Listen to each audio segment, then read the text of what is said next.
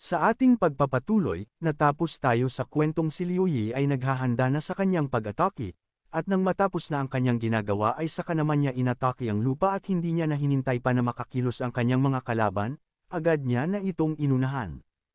Nagbigay ito ng malakas na pagyanig ng lupa at bagyo ng hangin dahilan upang tumalsik ang isa sa kalaban ng ating bida.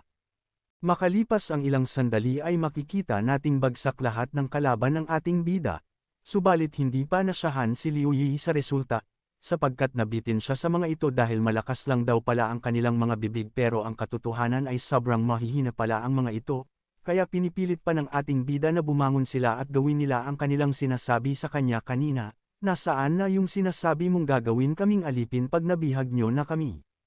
Makikita natin na si Silka ay wala na atang plano na bumangon pa dahil masarap na ang tulog nito at tululaway pa.